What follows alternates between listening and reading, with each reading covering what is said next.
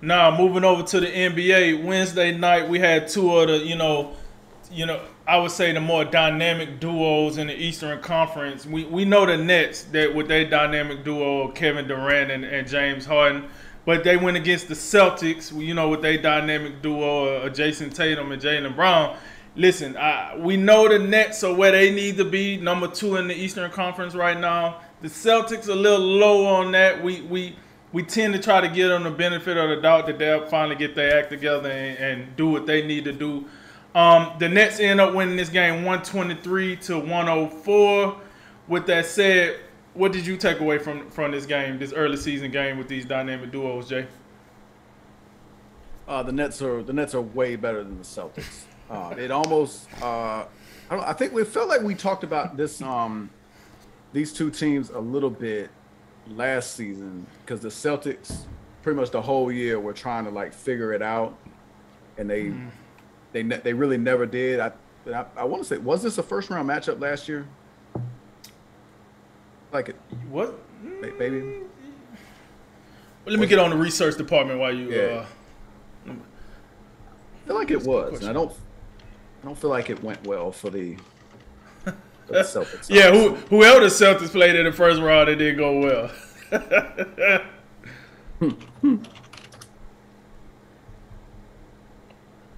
I think it was. I think it was. Okay. Yep, it was in the net. Yeah, 2 versus 7 matchup. Nets won 4 games to 1. Right. Yeah, and I don't think much has changed. I think it's pretty obvious which is the better duo. I mean, KD and Harden. I mean, they weren't even that great, in this game on Wednesday night. I mean, Durant I think he had a really hot start. He was 3 for 3 from the floor, 4 for 4 from the line in the first quarter, I believe. And then, but like, Brooklyn just got off to such a hot start, and then the third quarter is when they really turned it on. That I mean, their dynamic duo didn't even have to do all that much. And I thought James Harden wasn't. I don't think he was that good at all. He didn't make a shot from 2-point territory. He was 0 for 4 there. He was 4 for 9 from 3. Shot 9 free throw attempts, had 11 assists. But I thought the difference was, even with that, the Nets had another duo that was better than Jason Tatum and Jaylen Brown. Patty Mills and LaMarcus Aldridge were better than they were. So right, which is weird because they were starting for Joe Harris and Blake Griffin. So I don't know. I'm just looking at Boston, and it just they were 10-8 coming into this game, which is that kind of woke me up because we still trying to get in the NBA swing of things, obviously. Right. But I was just like, after watching them, I was like, how have they even won this many games? Because they don't look good. Robert Williams wasn't in this game. I get all that. You got Grant Williams in there. But when you come out and you're just throwing up 3-pointers and you go 11 for 48 from 3, I don't think you're not gonna win that many games shooting that poorly from 3. I mean, that sounds like a Houston Rockets stat line from a couple years ago, to where they just throw them up there, just hoist them. And not only that, your top 2 guys, Tatum and Brown, go 1 for 17 from 3, and overall they were 9 for 31. So Tatum was a minus 33 in this game. Just, I mean, like if that's what those guys are going to do on nights where they play like this, they're not going to win games. They're just not, because the supporting cast, you just don't have it anymore. I mean, you don't have Kemba Walker, obviously Kyrie. I mean, well, neither team has Kyrie right now, but you don't have. I mean, think about it. Daniel Tice, don't have him anymore. Al Horford's on this team, but I don't think this is not the Al Horford from several years ago. I mean, this team got me like wanting, like, man, you know what? I miss Evan Fournier at this point. Can we get Fournier in this lineup? This bench is just atrocious, man. Like, it's when Romeo Langford and it's Nesmith and really Jabari Parker. That's all y'all have to offer. Yeah, Boston just, I haven't been excited about them ever since that trade deadline last year. That was clearly an underperforming season, and yet Brad Stevens gets a promotion, and you got Udoka in there. You know, to be fair, like they had won 3 in a row coming this game. I think they were 2-5 at the start. They've been playing a lot better since then. But it's just clear that Boston is not an upper echelon Eastern Conference team. Brooklyn's clearly better than they are. I know they've got a win against Milwaukee where Schroeder went off for 38 points. But they're not better than Milwaukee. They're not better than Miami. There's so many teams in the pecking order to where I couldn't put Boston over. And it's really a fact of Jason Tatum, Jaylen Brown. They're your 2 best players. If they don't play well, they don't have much of a chance. And then, for Brooklyn, coming in this game, the thing about Brooklyn is they're going to be able to score the ball because KD and Harden can do that. But last year it was always a case of like, are they going to play enough defense? Because you think about it, Steve Nash, Mike D'Antoni, you know what that reputation is going back to the Phoenix Suns days. Last year, I don't think they played very good defense. But this year, surprisingly, they were coming in 8th in defensive efficiency. And I was impressed with their activity. Like, KD's an elite 2-way player. He doesn't get, because he's so great on the offensive end, I don't think he quite gets the love that maybe he should on defense. Right. But James Harden, he's not quite as much of a slouch as he used to be. I thought this guy DeAndre Bembry, he had an impact. I really liked his activity. And then Patty Mills, Aldridge, they're not known as great defenders, but I really thought they played a nice team brand of basketball. You had bench guys come in, they gave them good energy. And I think it's concerning for Boston when, how many guys does Brooklyn not have to, how many guys for them need to sit out for you to be competitive? No Joe Harris, no Blake Griffin, no Kyrie, obviously. And Drink, it's bad when they go on a 17-0 run from the 3rd into the 4th, and they're still down 12. So, yeah, I think it's pretty clear. Brooklyn's just better, and if Boston doesn't get big nights from their young duo, they'll struggle to win games. So it's crazy. So I'm looking at this, right? So I just want to throw this out here, and this is how simple it is, folks. Sometimes it just comes down to simple, arithmetic, simple math. Durant plus 20, Harden plus 29. This differential that I'm talking, people. Patty Mills plus 20, LaMarcus Aldridge plus 13, and I think his name is DeAndre Bumbin, or however you say that. Bembry, okay. Plus 16. Hey, listen, you got to play more so I know your name, man. But either way, right? Then I go and look at Boston, per se, 5 impact players. Tatum, Jason Tatum, negative 33. Jaylen Brown, negative 7. Marcus Smart, negative 10. Al Horford, negative 20. Dennis Schroeder, negative 1. Listen, that ain't going to get the job done, folks. Let's just go ahead and call it what it is. Right now, Boston look like a play-in tournament team. The Nets look like they just going to be waiting on the winner of the play-in tournament. That's what we looking like right now. Bar none. And here's the deal. This is not even a... The thing is, just like you said, the Nets not full strength either. And they still getting the job done. You got to still get the job done. I got it. Hey, you missing this guy. You missing that guy. Celtics just not looking good. I sent you an article earlier that they said an anonymous assistant coach in the Eastern Conference said that Jason Tatum don't even look like he interested in playing team ball right now, or at least winning in a team fashion. He just bought his numbers. Or if he want to win, he want to win on his terms. That's not good to hear about your star. Your star player, when you start hearing stuff like that from other coaches in your conference, I don't know, man. I'm not in love with that. And then you remember probably a month ago, Marcus Smart called out Jason Tatum and Jaylen Brown for being basically one-way players. Are we not going to pass the ball? So every time we pass the ball to either Tatum or Brown, y'all just going to shoot it? Don't worry about nobody else on the team, right?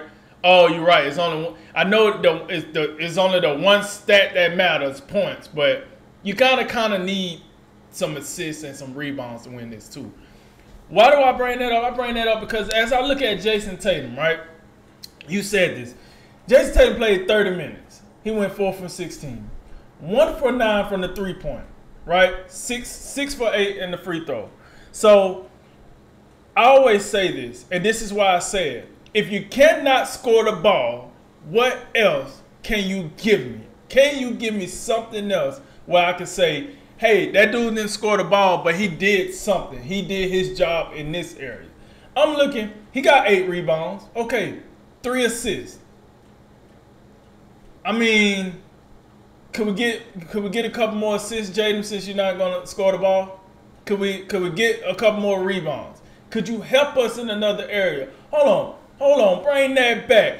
Let me go ahead and let me talk to Jaylen Brown right quick. Because you know he went 5 for 15. Oh, yeah, and that whopping goose egg from the 3-point line. He did go 3 for 3 from the free throw, but you need more than 3 points from the free throw line if you're going to make yourself a contributor into winning basketball. 5 rebounds and 2 steals. I'm sorry, man. Like, you got to give me more. At least Marcus Smart. Marcus Smart played 36 minutes. And the reason I'm going to beat up on Marcus Smart is in 36 minutes, I do expect a little more than this. However, it's Marcus Smart.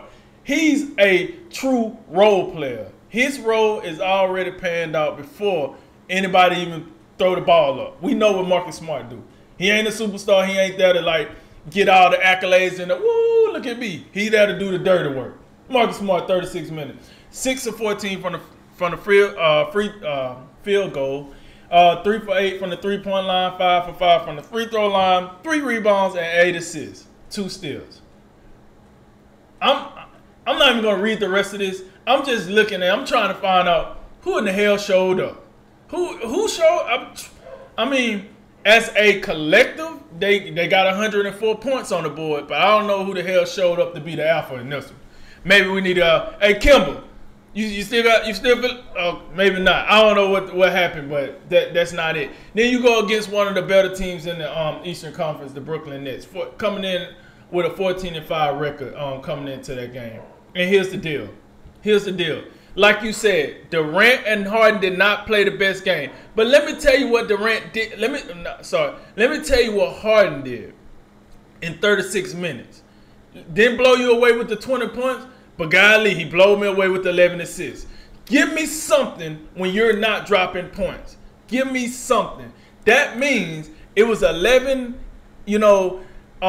possessions where James Harden made sure someone else scored the ball. That is what we got to do, folks. If you're not going to score the ball, can you impact the game another way? And you know why that helps? Because then that helps the likes of, who do you know? Patty Mills, LaMarcus Aldridge. It helps them get into the game. That way, you can play like crap as a star player. You know why? Because your guys got your back. So I'm looking Patty Mills. Patty Mills coming out. He goes 7 for 10 from the 3-point line. Sign me up, man. Sign me up. I can dig that. I can dig Patty Mills if he's gonna drop off 23 extra points for us and get us over the hump. LaMarcus Aldridge coming out. One of the relatively old men that's left on the roster. But 29 minutes, you give me 17 points, and you give me 9 rebounds. Okay, I can take that from him. So my whole point is this. When I start looking at them plus and minuses, that's probably going to give you a good story of what happened here. When you wasn't impactful, you just wasn't impactful. When you was impactful, you were impactful. That's the difference between the Brooklyn Nets and the Boston Celtics right now. Now, can the Celtics get it together? I would like to think so. However, you said this. We got evidence of this going back to last year to where we like, oh, no, man. Then Brad Stevens get a promotion. So when you start promoting people for the wrong reasons, it never turns out well, right? And so we still kind of wonder where the dirty picture's at, because how did Brad Stevens get promoted after last year's performance? Somebody got the emails. And I ain't talking about the ones John Gruden had. We talking about some other emails. So with that said, we want to know what's going on. But as far as I'm concerned, the Celtics look like a play-in tournament team, and the Nets look like the top of the Eastern Conference, like we thought they would. Rick, I think I remember last season, late in last season, we were on a little bit different side of Brad Stevens. I think you felt like it would perfectly be within Boston's rights to get rid of him as a coach. I was on the opposite side of that, but I definitely wasn't for a promotion. I didn't see that coming. I thought he deserved to keep coaching. I mean, a down year, it happens. I'm going to also say this about a couple other quick notes on this one. Just to go back to the contrast of these two duos, there's one stat that I think is very telling for these two, and I think it goes to your point of doing more than just scoring the ball. Durant and Harden combined for 19 assists last night. Tatum and Brown got 3. So I think the overarching point at this stage, and obviously Jaylen Brown and Jason Tatum, I think they're still like their best days are ahead of them. Like I think there's still a lot of room for them to improve. But I wouldn't necessarily say they're guys that make other players better at this stage. I think that's the next stage for them. But also, like, just in defense of them, like to me, like, because we know how close Jason Tatum was to Kobe Bryant. Kobe was a mentor of his, I believe.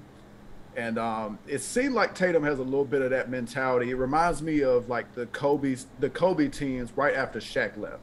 They weren't very good. There wasn't a whole lot around him, so he said, I pull out my do-it-yourself kit. That's what this almost reminds me of. Outside of Jaylen Brown and Jason Tatum, who else would you rely on?